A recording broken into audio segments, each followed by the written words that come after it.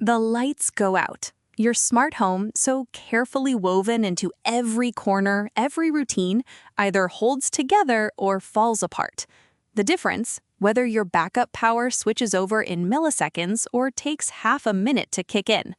I'm Keiko Tanaka, and I specialize in invisible intelligence, smart home tech that enhances your life without announcing itself. You're listening to Smart Home Setup Podcast. Quick note before we begin, everything you hear, the research, the data, the script, is written and verified by real people, real authors with real expertise. The voice delivering it is AI generated, but the content, that's all human. If you've been listening for a while, thank you for sticking around. If you're new here, I'm glad you found us. New episodes drop every Monday, Wednesday, and Friday, so you'll always have something to dive into. Today, we're comparing battery backup systems and generators for smart homes, specifically how they handle mesh network protocols, switchover speed, and whether your automations actually survive when the grid goes down. Let's jump right in. Battery backup systems preserve smart home protocol continuity instantly. Generators disrupt mesh networks during transfer. When the grid fails, the technology woven into your walls, ceilings, and hidden cabinet corners reveals its fragility or its resilience. This comparison examines how battery backup versus generator solutions handle Zigbee, Z-Wave, Thread, Matter, and Wi-Fi devices during power transitions, focusing on switchover latency, protocol recovery behavior, and the invisible infrastructure that keeps automation flowing. Let me give you a quick comparison. Battery backup systems, whether that's a UPS or a whole home battery, switch over in 0 to 10 milliseconds. Your mesh networks stay intact. Generators, on the other hand, typically take 10 to 30 seconds to kick in, and during that gap, all your Wi-Fi and mesh protocols drop and have to reconnect. Runtime without refueling? Battery systems give you anywhere from 2 to 24 hours, depending on the setup. Generators run as long as you have fuel, 8 to 20 hours per tank for portable units, unlimited if you've got natural gas. Installation footprint is where battery systems really shine. They tuck under furniture, mount in garages, hide in basements. Generators need a visible outdoor pad for standby units or ventilated storage for portables. And when it comes to automation continuity, battery systems let your if-then logic execute without interruption. Generators pause everything during transfer, and time-based triggers can fire late or skip entirely. Now, let's talk about switchover latency and protocol mesh stability. The moment power fails, the invisible web of radio signals threading through your home either holds or collapses. Battery backup systems, whether it's a UPS under your media console or a whole home battery like a Tesla Powerwall, maintain voltage without any gap. Online double conversion UPS units deliver 0 switchover time. Line interactive models toggle in under 10 milliseconds. For Zigbee, Z-Wave, and Thread mesh networks, this is imperceptible. The coordinator hub never reboots. Router nodes never drop offline. Your lighting automations execute as if nothing happened. Generators introduce 10 to 30 seconds of dead air during automatic transfer switch activation. Every Wi-Fi access point reboots. Every smart plug, bulb, and sensor loses power simultaneously. When the generator spins up and the transfer switch closes, mesh networks rebuild from scratch. Zigbee devices ping their coordinator. Thread border routers reestablish routes. Z-Wave nodes recalculate hop paths. Expect 30 to 90 seconds before automations resume, and some battery-powered sensors, like Zigbee motion detectors, may remain orphaned until manually power cycled or until their next scheduled check-in. I've watched clients lose their carefully tuned arrival home automation. Garage door opens, pathway lights fade up, entryway music begins. Except the 45-second generator switchover dropped their Zigbee hub mid-routine. The house came back online, but the sequence never fired. The front door opened into darkness. Fallback behavior varies by protocol. Zigbee 3.0 devices typically rejoin within 60 seconds if the coordinator is stable. Z-Wave devices, especially Z-Wave Plus, cache network topology and recover faster, often under 45 seconds. Thread networks rely on border routers, often embedded in HomePods or Google Nest Hubs, and if those devices lose power briefly, the entire thread mesh collapses until they reboot. Matter over Thread inherits this fragility. Matter over Wi-Fi fares no better, since the Wi-Fi network itself rebuilds during generator startup. The transfer gap is the culprit behind why smart home devices lose connection during power failures. Battery backup eliminates it entirely. Moving on to runtime, capacity planning, and hidden infrastructure. Battery backup excels when you need seamless continuity for hours, not days. A 1500 VA UPS powering a Zigbee hub, Wi-Fi router, and cable modem runs 30 to 60 minutes under typical load, around 150 watts. Whole home lithium systems like the Enphase IQ Battery 5P, check the link below to see the current price, provide 8 to 24 hours depending on load, enough to ride out most regional outages without recharging. These systems hide beautifully. Wall-mounted home batteries install in garages or basements, silent and invisible from living spaces. Generators offer unlimited runtime with refueling, but they demand visible outdoor real estate. Standby generators sit on concrete pads beside the home, connected to natural gas lines or 250 to 500-gallon propane tanks. Portable generators require ventilated outdoor storage, never indoors, carbon monoxide, and 10 to 20 hours of runtime per 5 to 7-gallon tank at half load. For extended outages exceeding 24 hours, generators become practical. For anything shorter, the infrastructure intrusion rarely justifies the disruption. Capacity planning differs fundamentally. With battery backup, you size for critical loads only: hubs, routers, modem, perhaps a refrigerator. With generators, you size for whole home load, typically 10 to 22 kilowatts for standby units, or selective circuit coverage, 3 to 7 kilowatts portable. The automation hardware itself draws negligible power. Your Zigbee hub consumes 5 to 10 watts, your Wi-Fi router 15 to 25 watts. But if you're running HVAC, kitchen appliances, and water heaters, the generator approach scales better. From a design perspective, battery systems preserve the felt, not seen philosophy. Generators announce themselves. The outdoor enclosure, the fuel lines, the weekly self-test rumble at 2 p.m. every Tuesday. They're functional, but they're never invisible. Let's dig into protocol-specific recovery behavior and automation continuity. Zigbee networks rely on a mesh topology, where router devices, mains-powered smart plugs, bulbs, switches, relay signals. During a generator switchover, every router drops offline simultaneously. When power returns, the coordinator hub, running on battery backup if you've planned ahead, finds itself isolated until router nodes rejoin. Most Zigbee 3.0 devices initiate rejoin within 15 to 30 seconds, but if your hub also lost power, the entire network rebuilds from scratch. Plan for 90+ seconds. Automations using if-then logic resume once devices report state. Here's an example. If motion sensor hallway equals detected and time of day equals sunset to sunrise, then lights hallway turn on at 30% brightness with a 1-second transition. If the motion sensor is still offline when you walk through, the light won't fire. Battery backup prevents this gap entirely. Z-Wave networks handle power loss more gracefully thanks to persistent node routing tables, but the controller must remain powered. A generator switchover that briefly interrupts the Z-Wave hub forces a network heal, which can take 2 to 5 minutes depending on network size, 30+ devices. Battery-backed controllers maintain topology. Automations execute without delay. Thread and matter over thread depend on border routers: Apple HomePod Mini, Google Nest Hub 2nd Gen, some Wi-Fi 6E routers. Lose power to the border router and the entire thread network collapses. Devices won't communicate with each other. No local control, no automations.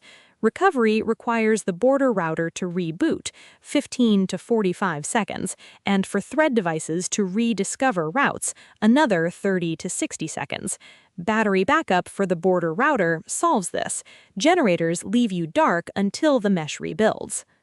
Matter over Wi-Fi depends on your Wi-Fi access points staying online. A generator switchover reboots the router, dropping all Matter devices offline until the network reconnects. Battery-backed routers and modems eliminate this. When configuring smart home fallback automations during power outages, prioritize powering the controller infrastructure first, hubs, routers, border routers, and accept that devices themselves may cycle. Wi-Fi-only devices like Govee lights or Wise cameras lose connection instantly during generator transfer and require 30 to 90 seconds to reconnect after the network returns. Many retry every 15 to 30 seconds, but some poorly coded devices require manual power cycling. I've seen landscape lighting automations fail entirely after generator switchovers because the Wi-Fi smart plugs controlling them never rejoined the network until physically reset. Now let's talk energy monitoring, dynamic load shedding, and automation integration. Battery systems integrate elegantly with smart home energy monitoring to prioritize critical loads. Using if-then logic, you can automate load shedding when battery reserves drop below thresholds. Here's how that might look. If battery backup state of charge is less than 30% and outage duration is greater than 60 minutes, then turn off all decorative lights, turn off non-essential smart plugs, set thermostat mode to off, and send a notification: battery backup low, non-critical devices disabled. This approach extends runtime for the devices that matter: security cameras, communication hubs, medical equipment. Generators lack this granularity unless paired with expensive automatic transfer switches that support selective circuit control.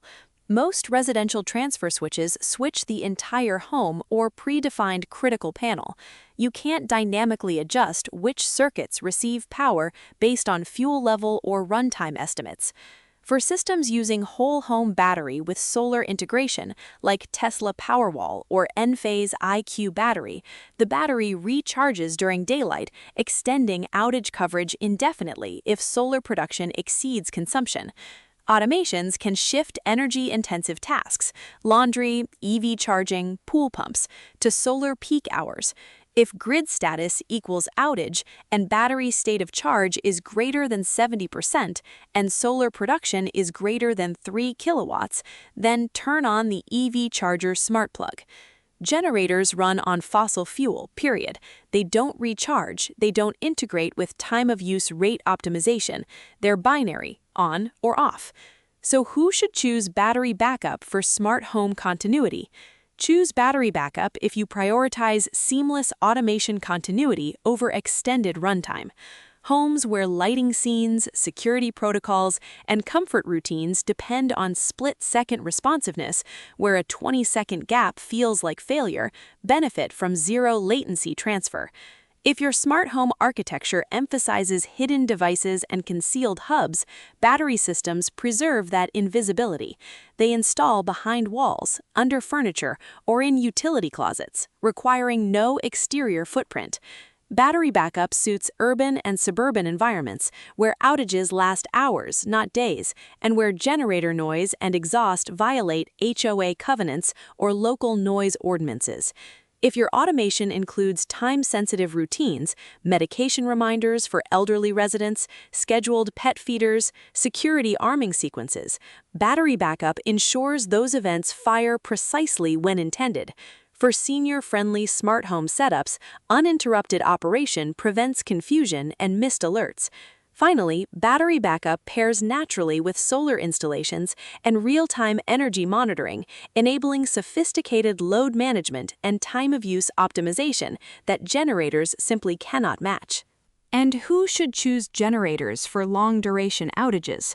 Generators become necessary when runtime exceeds battery capacity or when you need to power high-draw appliances, HVAC systems, well pumps, electric ranges, water heaters that battery systems cannot sustain economically.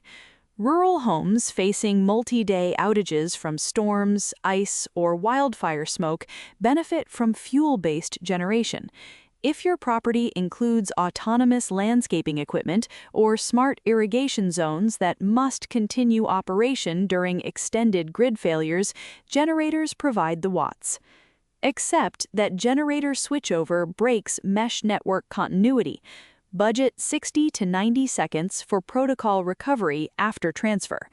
If your automations tolerate that gap, landscape lighting that can wait, non-critical HVAC adjustments, garage door openers, generators deliver reliable, long-duration power.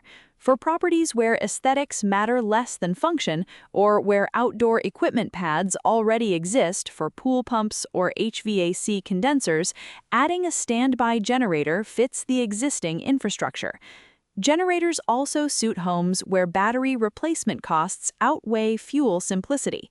Lithium battery systems degrade over 10 to 15 years and cost $5,000 to $15,000 to replace. Propane and natural gas remain consumables you refill, not capital assets that depreciate.